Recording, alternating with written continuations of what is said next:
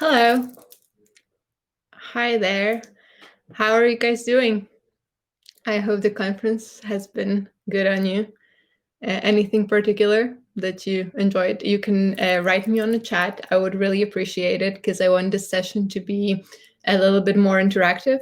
So feel free to reach out, tell me what you think, tell me what your thoughts are about the subjects that I'm going to be talking about, and about, if you want to share something, ask a question, just put it right there. And I'll be there to answer. So I'm going to start with a question for you guys, and it's going to be a poll. So I want to know, because this is a community as a marketing vehicle session, if you didn't know so far. So this session is going to be focused on building communities, growing them, seeing, how they're doing what we can to get them more engaged and get people more satisfied with the community. So yeah, so I want to ask you, and you should have a poll in the chat right next to where you see me, is what does a community mean to you? So I've put 4 options there, and I know they're not, fully what community is. Probably it means everything to you. I see 2 votes now. Perfect. I can see that you're figuring it out, how it works. So if the rest 38 of you would like to contribute, that would be awesome. But if not, then it's okay. So the 2 people answered group of people with similar interests. And yeah, that's basically it sums it up in a way. But I had a funny story that last time I talked about communities, and a person with similar interests that want to have good relations with other people, that it's just a bunch of hippies. So yeah, and fortunately you don't think that.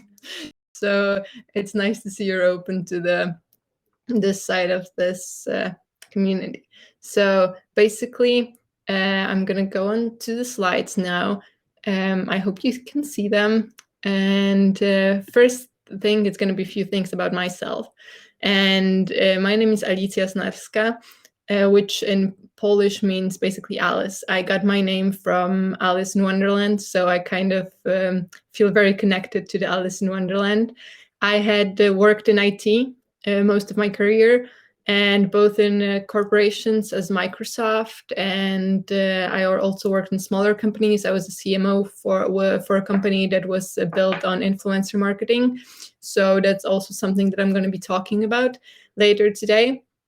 So I study psychology, and I'm very interested in the mechanisms of how people work, how people think, what makes them make particular decision, which I think is very important, especially in marketing, to understand the motives of customers' behavior. And yeah, and that's a little bit about me. I also have another question for you. As I said, I want you to be a little bit engaged in this session.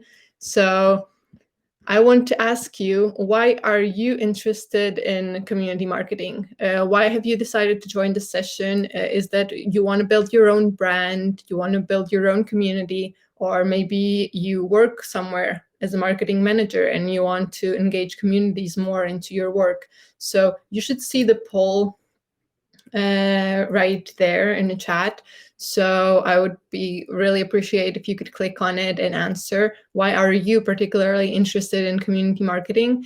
And I'm asking you not only because I want to know this, but because I will be running the whole session. I can stress some specific examples and stress some subjects more if you're interested in them. So, okay, you own a business and want to learn other forms of marketing. And okay, cool, 2 votes. Any more?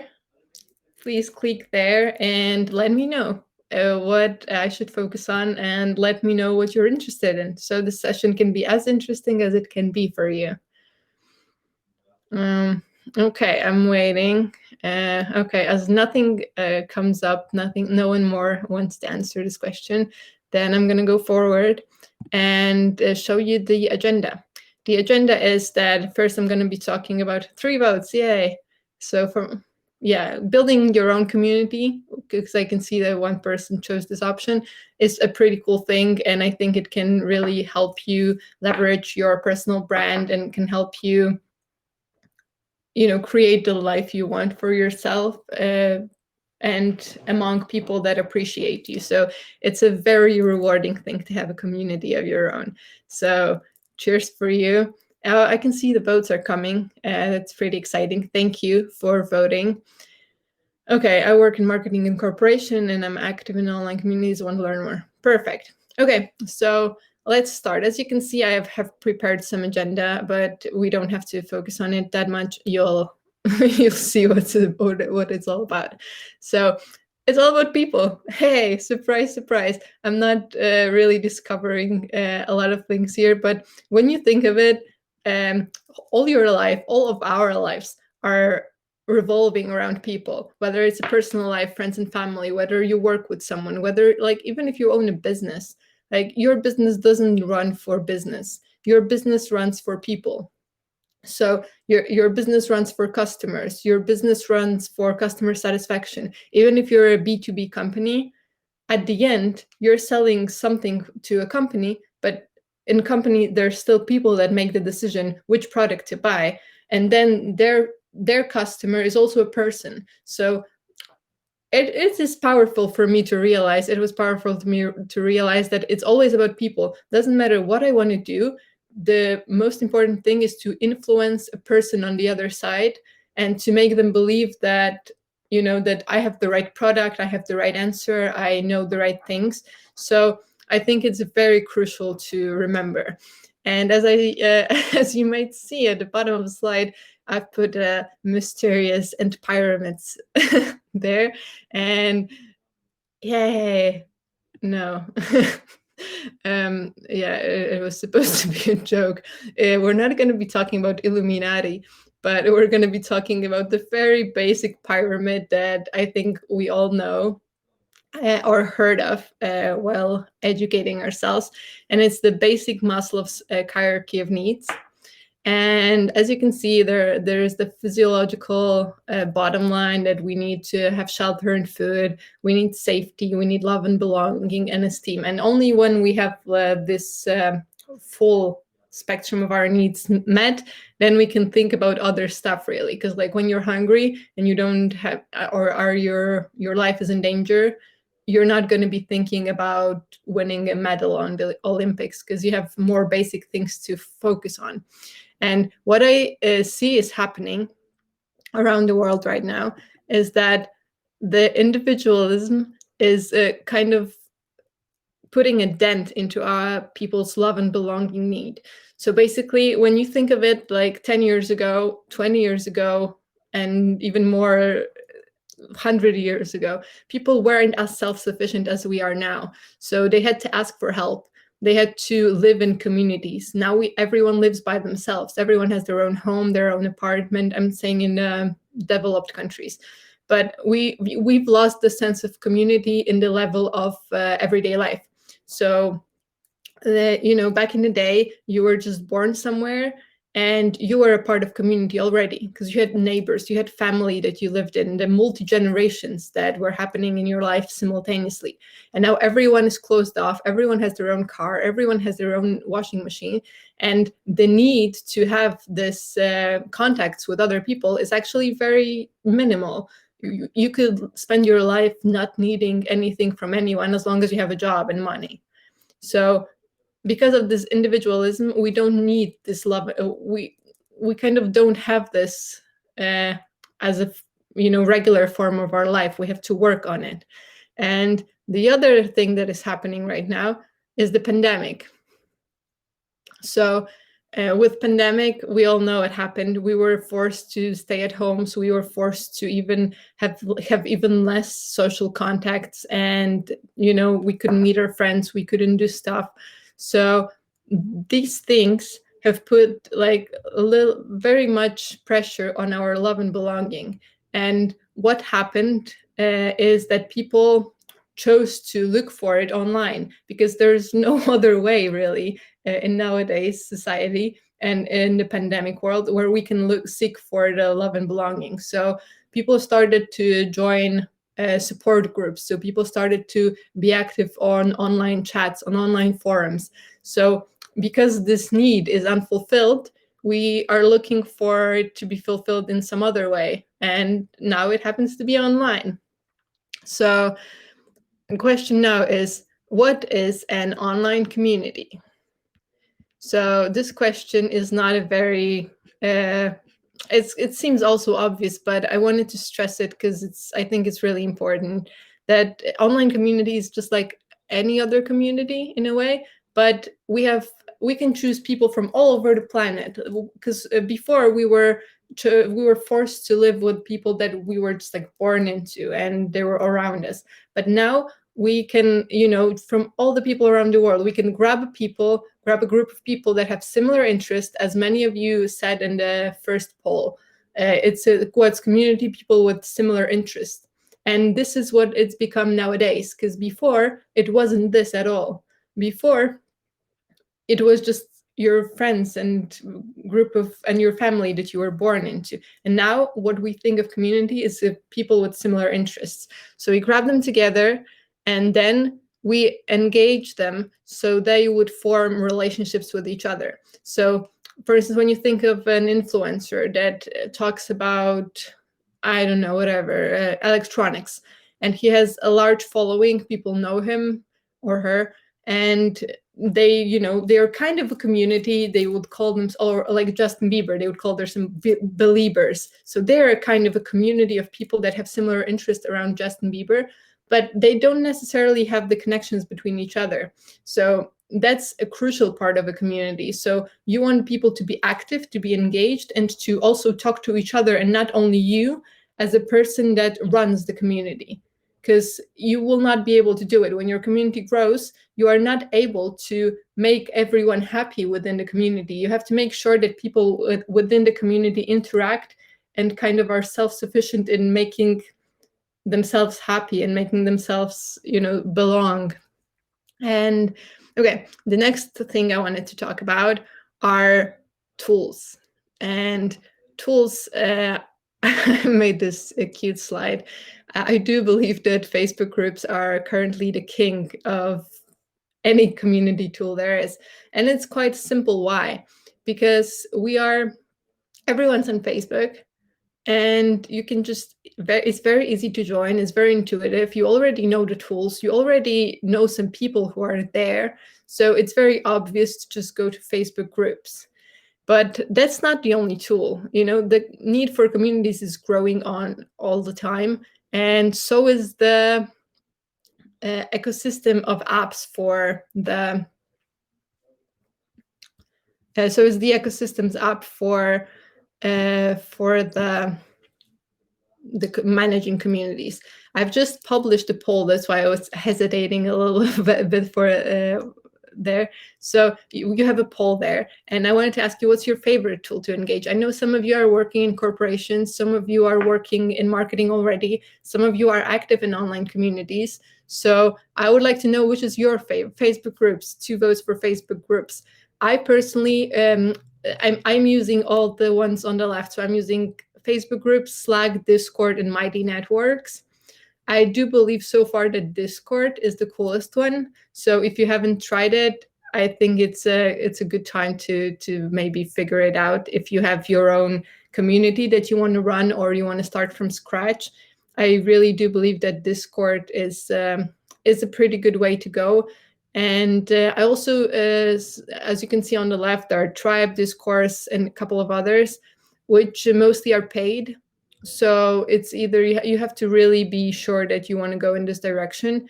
But I've tested them out and they seem pretty good, but I never wanted to, pay that much for them. So see for yourself. It might be useful if you're just at the stage of choosing the platform for yourself, to check it out. And I can see that Facebook groups are 3 of 4. Cool. 3 or 4 votes. Okay, yeah, as I said, Facebook has the position of the king in this space for sure. And okay, so let's go further. So I've put a couple of examples of online communities that I'm a part of, and I'm very like communal person. So I'm in millions of, if you check my Facebook groups, I'm on like 150 groups, and I'm active on like 40. I'm pretty into it. I'm on a few Discords on Mighty Networks and stuff like this. I really enjoy seeing other people interact with each other and do some stuff. So I'm, as you can see, in many different teams in many different subjects. And now I want you to, maybe close your eyes, take a deep breath, and think about you. Like I'm sure you are in many communities and groups, and that you are active on some of them, that you only follow some of them. And I want you to think, like, maybe do you use other tools as well? How active are you on these communities? Do you want to be a part of more communities? Do you feel like your life is fulfilled and you don't need any more communities in your life online? And I've also published a poll for this. So I would like to know if you're active on the groups on Facebook, if or not necessarily on Facebook. The question is about Facebook, but don't worry about it. If you're active on Discord, Slack, whatever, Teams, you can just like put it in there. I'm really curious, how do you interact with communities? Are you active there? What do you want to, what does it give you? Okay, so now that you have your answer, even if you haven't voted, because only 4 people had, I hope that you did think about this question, because the next one is about why. Yes, I want to ask you, why are you engaging in these communities? Because there can be many things. Do you want to learn something? Do you want to, I don't know, find out something? You want to be up to date with something new in your industry? I also published a poll for this, and I promise it's like the polls are going to be over soon. So stick with me with this one. So I want to ask you, because I'm going to show you on the next slide what people are answering in general. What is the reason why people are joining communities? And I think it's crucial, because when you're going to build your own community, or you're going to build the community for your brand, you should know what people are looking for, what is their need they're trying to fulfill. So then you can manage the situation and manage the community the way to give them opportunity to meet these needs, really. Okay, I have 4 people that voted. Okay, cool. 5 people, awesome. Participating 6, nice. You're getting engaged. I'm getting somewhere with this. Awesome. So okay, so most of you said that they want to participate in professional community of colleagues and peers. So LinkedIn groups on LinkedIn probably would be a good way to go with this one. Okay, cool. So let's go and see what other people said. I hope you can see the slide, because I was told that there's a little bit of lag there, but 78% people answered that they are joining communities to help others by sharing information. Oh, we have one person that did that too right now. Okay, so that's the thing. So when you're having a Facebook group, then, for instance, it's important to give the people ability to answer the questions. So if one of the members asks about something, well, you can be the first one to tell them, hey, this is the answer. But you can also give people space to share and help others in that space too. So in that case, the person gets the answer and they're happy that they were able to help someone. It seems really basic, but it's not really, because not many companies do that. Just basically encourage people to fulfill their need to help others by sharing information, ideas, and experience. So just creating a safe space when they can share their story, for instance, with, I don't know, with the therapy. That's the first one that came to my mind. But like with the successful sales, or with how did they come up with a particular marketing campaign. And because they're sharing, they feel they're helping others, they feel better. and also other people in the community can take benefits from that. So I think this is a very important slide to remember. And the other answer is the one that has the most votes in our poll here, is participate in professional community of colleagues and peers. So, so creating the atmosphere where people feel that there are people there on their level, so they're not very, so first, you don't create a group where there's a CEO and a person that works in a factory, because then they're not really, it's not really professional level for them. So it's not a peer network. But yeah, so I think this slide is pretty important, and you should definitely think of that when you're building your own community, whether it's for yourself or for the company you work in. And why does it matter? Yeah, well, it's obvious, kind of, because we want all to have success both in work and in personal lives. We don't, and it also helps resolving conflicts. So when you know what people's motivations are, why are they joining community, what makes them, what runs them, what motivates them, then you are able to resolve the conflicts and to actually give them what they want, and at the same time realize your goals. And yeah, and just also be happier. So it just gives you also a personal satisfaction. So it's not only about metrics and achieving your professional goals, but it's also just about being a satisfied person as well, at least for me. So we've been talking about nice stuff. We've been talking about communities. We've been talking about, realizing who you are, realizing your needs, what motivates us. And now the time has come to talk about money. I made first slide and about it's all about the people.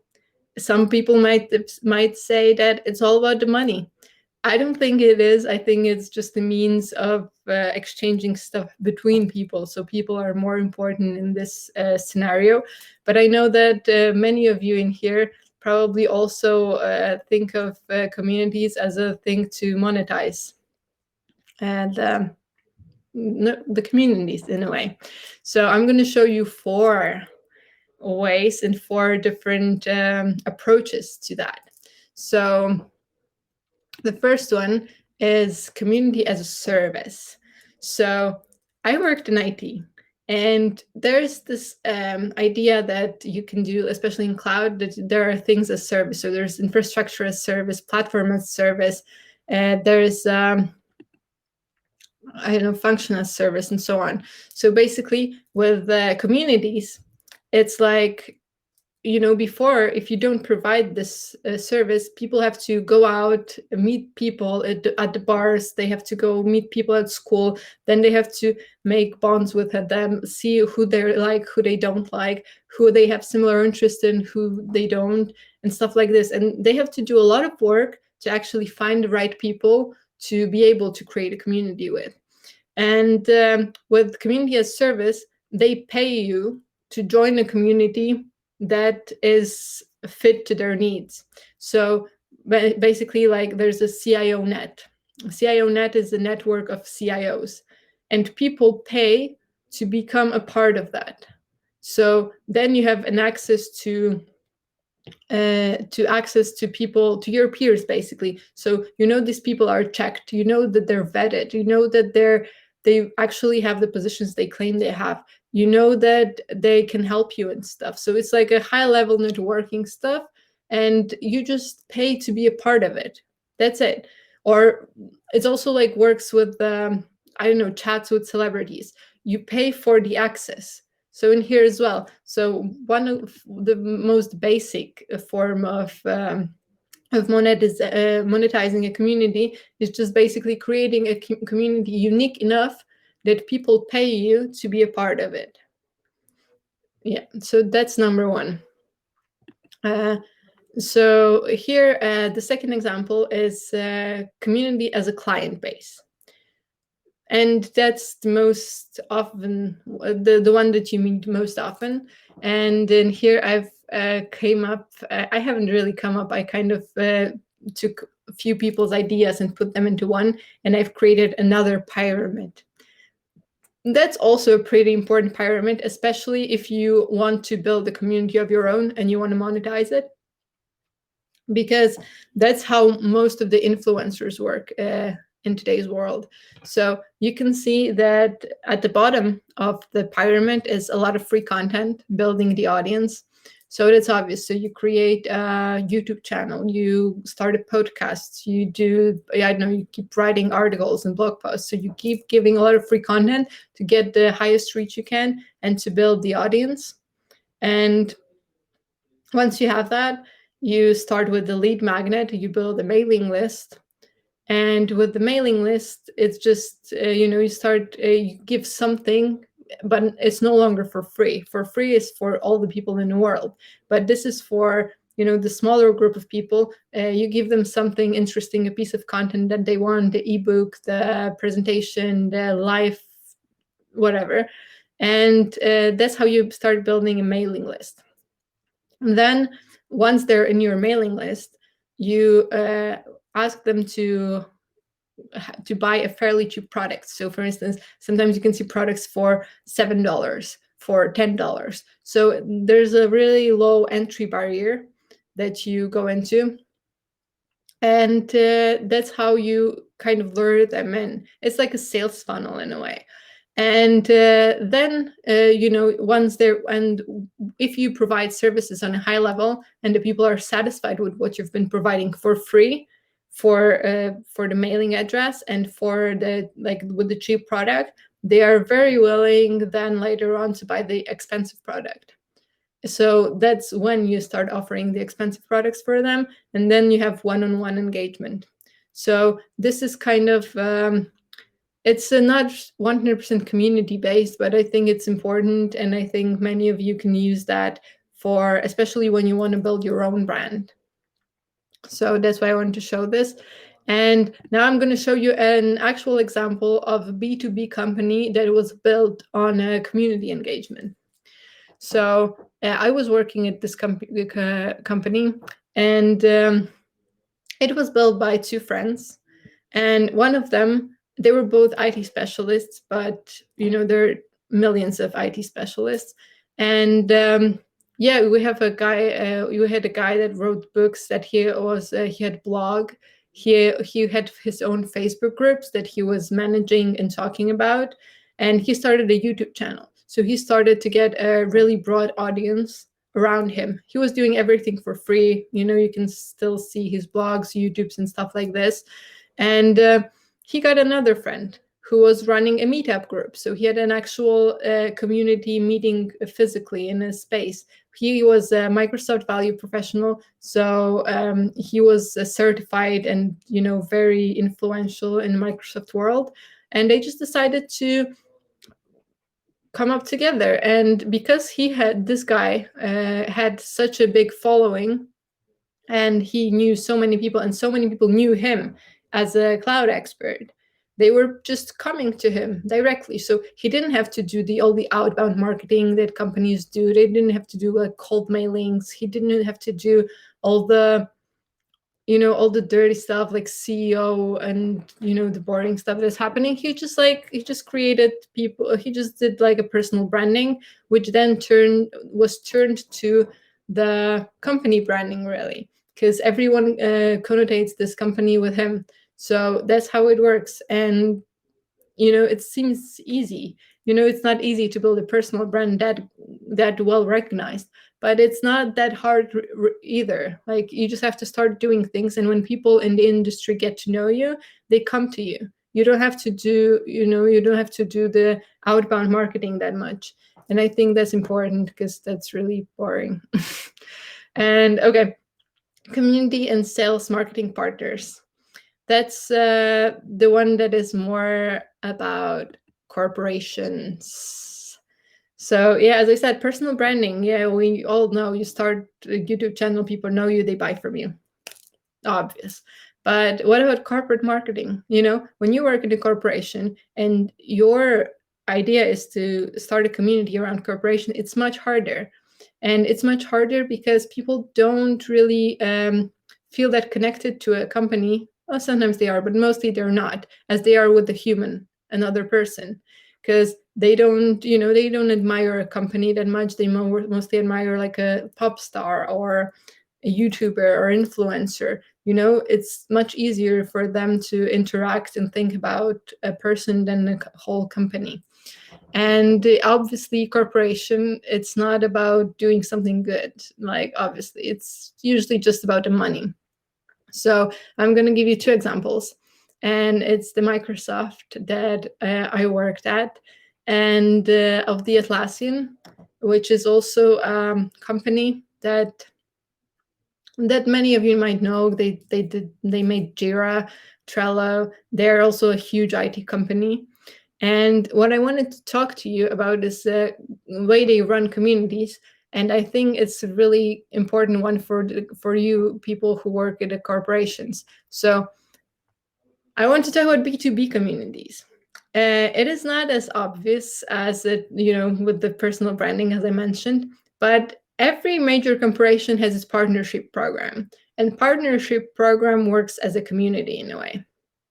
So the corporation makes a product. Okay, so Microsoft made Office, or Atlassian made Jira, and and they've made it, and they're okay, cool. So how are we going to sell it worldwide? We have a huge product that has potential to become the hegemon of the market. But what do we do about it? We cannot really do it ourselves, right? Like, they can't. Even if they hire millions of people, it's still not enough. So companies start building and they make a little money because they're not able to sell everything by themselves. They start making, they're not making that much money. So what they do, they think about partners. They think about the community, the network of partners that will help them to do that. Because with the partners themselves, they can sell like more, for instance. So they wouldn't be able to sell everything direct. So they have partners that redistribute their software or hardware or anything really. And with this, they create a machine of money. So basically, you have a small thing, which is a corporate product, but it's the communities and the partners around them, the ecosystem of the partners, that adds the added value. So they help people install the software. They help people run it. They are supporting the customers at their way, which the corporation cannot do because they don't have the resources to do that. And I think it's important because only together that they can make a lot of money. So, and when you think of it, every major corporation has a partnership program. And what's a partnership program? It's that they give the smaller companies the benefits that, hey, we can help you make money. So it's a mutual it's like a community, but with two corporations, two companies instead of people. So the one is benefiting from the ability to be able to resell something, because they didn't make their own product, so they don't have the ability to do that. So they're reselling someone else's product. But the other hand has also the benefits of the fact that they wouldn't be able to sell it to so many people and to support that if they didn't have the partners. So you have both of the sides in here. Okay, so it might have been a little bit not obvious with the community, but when you think of it, running a partnership program is also running a community, because you have also all the events for the partners. You have also all the online activities for the partners, all the calls, and you have to nurture them as much as you have to nurture on any other company. And the fourth example is the community as a word of mouth tool. So in here, it's going to be also only the Microsoft's example. And we all know what word of mouth is. I'm sure, like, you're on a marketing conference, you've heard what word of mouth is. And you know that it's a very effective tool of marketing, because you are more willing to trust someone who that recommends you something than just a random person. Okay, and in here, I haven't prepared a slide for that. And so that's it. So I put it there because it was my job really to do. We had a global metric at Microsoft to monitor the number of meetups on which Microsoft technology was on an agenda. So what we did, what was my job was to make sure that there are many meetups on which Microsoft's technology is being talked about. So we talked about, so I was encouraging influencers, I was talking with the speakers, I was doing online activities to make sure that people actually talk about Microsoft technology. And it wasn't me who was talking about this technology, because I wouldn't have the capacity to go to 500 meetups a year in Poland alone. So it was my job to encourage, through online activities and through offline activities, people to actually talk about Microsoft strategy. So if you're working in a corporation and you think of how to measure, for instance, the communities and how they talked about your product, or do they even talk about your product at all, there are many tools for it online, like a Sentinel or something. So Senfino, sorry. And yeah, you can check that. And I think it's really important to know what people are talking about. And if you're in a corporation, you would definitely want to measure that and hire a community manager to actually reach out to the influencers on the market to make sure that the statistics are that they're talking about your product in a positive manner.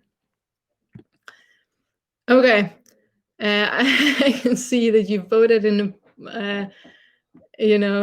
a comment. Thank you for that. I can see that someone is still listening. So the last subject I wanted to talk about is the ethical part, because I'm talking about monetizing communities. I'm talking about what kind of benefits we can have from being in a community and from running a community, and how we can get the most out of it. But it's kind of an ethical dilemma for me as well, because it feels like human relations shouldn't be sold. And I don't know, what do you guys think? Like, we're coming to an end, and that's the last thing that I have on the agenda, so we can talk about it if you want. And I can see some questions here, and I'm going to answer them shortly. So I just wanted to share with you that, I have some doubts about it. I always feel that it has to be done very in a transparent way, and you have to be really honest with people, because building a community is basically building a trust between you as a brand or you as a person and people that are following you and are listening to you. So I think that it is crucial to remember that you're not just playing some money machine that will spit out money in your directions, but it's actually people, and you shouldn't take advantage of them. So that's the thing that I wanted to stress out. And so as a summary, communities are awesome and a vital part of every human's life. I recommend it. There are different community monetization strategies. There are. And please be careful and support rather than exploit communities. This is my personal ask to you guys. And okay, and the last thing about me is that you can find me on all the social media. You can find me on Quora. You can find me on Twitter. Like, basically, I'm everywhere. It's just on Twitter, it's Alice Doing Tech thing. And feel free to reach out if you want. And okay, so I'm going to leave it at this slide because I think it's colorful and nice. And I'm going to go to your questions. So what is your, because I'm starting Q&A now. So what is your take? Oh, okay. What is your take on targeting specific fandom communities? We're a gaming company mostly in B2B, but we'll also switch to B2C product. What is my take? We definitely need to get on Twitch. And that is my take. I would start to have either, perfectly, it would be someone from your company that would just start a Twitch account and react with people. Or you can have also a community manager for the Twitch account and, check out. I'm not really into gaming, but you probably would have to go and look for some groups that are into it for the YouTubers and stuff like this. So I would say that engaging in communities that already exist. So commenting, being visible in their lives and so on. and starting your own account where someone plays the games that you make. That would be my take on B2C to specific fandom communities.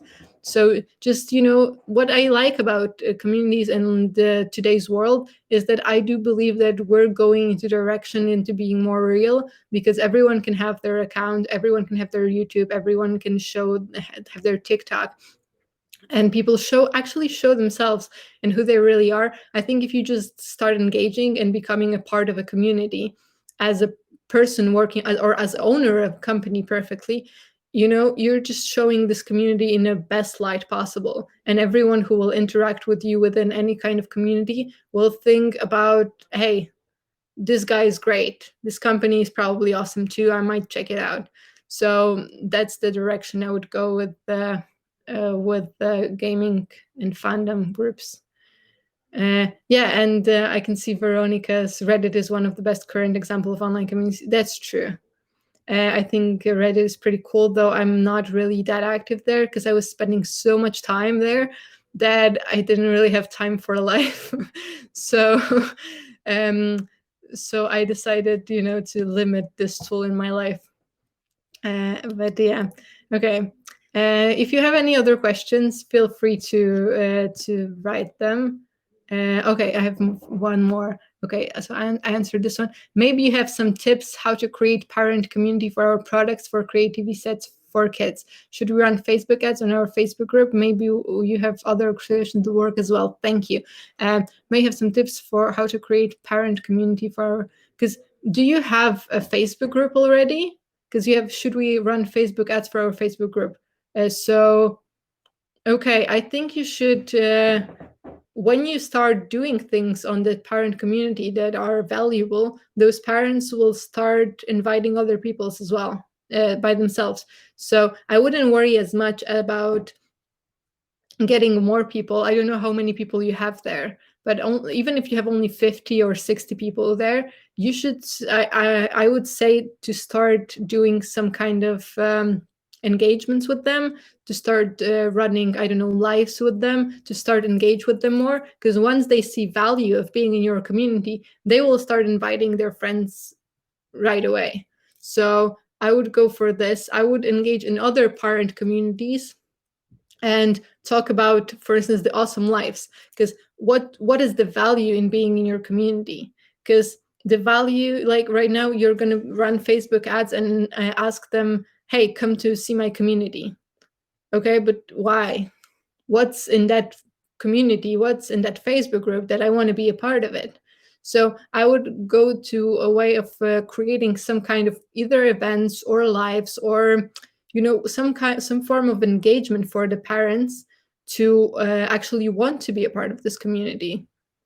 I don't know really if that answers your question 100%, but I don't have, because I don't really have any details in here, but that's what I would do. Or like, what's the value, basically, what's your unique selling proposition, going into marketing terms. Okay, so if you have some more clarifications, or you want to talk about something else, let me know. I'm here for one more minute. Oh my God, we're finishing soon. So I'm going to share sources with you as well. So I used mostly my experience, but for the statistics and graphics, I used some of this cool things in here. And yeah, and that's all from my side. Thank you very much. As I said, you can see me on social media, Twitter, Alice Doing Tech. And if you want to chat afterwards, I'm also going to be, oh, there's one more question, sorry. So I'm going to choose, do you prefer private Facebook groups or public? Does it play a role in the growth of the group? Yes, it does definitely play a growth of the group. It plays a role in the growth of the group. Oh my God, I'm finishing the time. So catch me on, I don't know, anywhere, and I'll be happy to answer. Sorry, I'm stopping streaming in 2, 1, 0, bye.